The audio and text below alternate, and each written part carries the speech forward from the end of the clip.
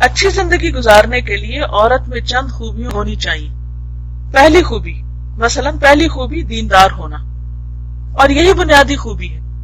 نبی صلی اللہ علیہ وسلم نے فرمایا دیندار عورت حاصل کرو، اور اگر وہ بے دین ہوگی تو اپنے شوہر کا دین بگاڑ دے گی.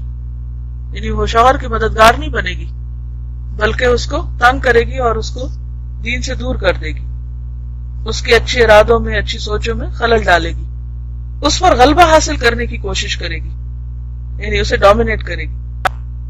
دوسری خوبی اچھا خلق ہے کہ بد خلق کا نقصان اس کے فائدے سے زیادہ ہوتا ہے. یعنی کسی بھی بد اخلاق انسان سے واسطہ پڑنا، اور خصوصاً بیوی ہو تو اس میں نقصان ہی نقصان، فائدے کم ہیں.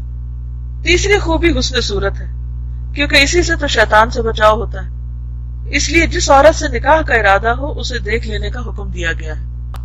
چوتھی خوبی حق کے مہر کا کم ہونا. حضرت عمر رضی اللہ عنہ نے فرمایا عورت کے مہر گراں نہ رکھا کرو. جس طرح عورت کی طرف سے زیادہ حق کے مہر کا مطالبہ برا ہے، اسی طرح مرد کی طرف سے جہیز کا مطالبہ بھی اچھا نہیں. یعنی اگر کوئی عورت زیادہ مہر کا مطالبہ کرتی ہے، اگر کوئی عورت چاہتی ہے کہ اس کا ہسبینڈ جو ہے وہ اس کو زیادہ بڑا برائڈل گفٹ دے تو یہ کوئی اچھی بات نہیں. اسی طرح ہسبینڈ اگر عورت سے کہے کہ تم بہت سی ڈاوری لے کر آؤ، جہیز لے کر آؤ، اپنے پیرنٹس کے گھر سے بہت سا مال لے کر آؤ، گاڑی لے کر آؤ، مکان لے کر آؤ، اتنا زیور ہونا چاہیے، تو یہ بھی بری بات ہے کیونکہ ہسبینڈ کو تو رسپانسبلٹی لینا ہے.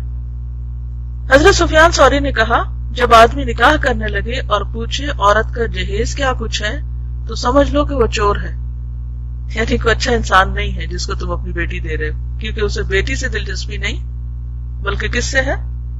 اس کے مال سے کہ وہ لے کے کیا آ رہی.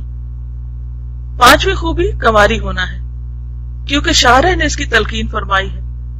یہ اس لیے کہ کنواری عورت بنسبت بیوہ یا مطلقہ کے شوہر سے زیادہ محبت کرتی ہے، کیونکہ وہ انڈیوائیڈڈ ہوتی اور اس سے بھی محبت پیدا ہوتی.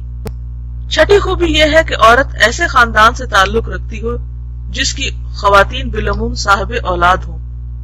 ساتویں خوبی نسب ہے، اور وہ حقیقتاً یہ ہے کہ عورت کسی دیندار اور نیک گھرانے کی ہونی، پیرنٹس بھی اچھے ہوں، نیک ہوں. تو اگر نیک ماں باپ ہوں گے تو انہوں نے کچھ تو نیک تربیت کی ہوگی. یعنی کسی لڑکی کو اگر دیکھا جائے تو یہ دیکھا جائے گا کہ اس کے والدین کا اخلاق کیسا ہے یا ان کا دین کیسا ہے. آٹھویں خوبی یہ ہے کہ عورت اجنبی نہ ہو، اسٹرینجر نہ ہو. جیسے مرد کو حکم ہے کہ عورت کو دیکھ کر نکاح کرے، اسی طرح عورت کے ولی کو بھی حکم ہے کہ مرد کے دین اور اخلاق اور حالات کو دیکھے.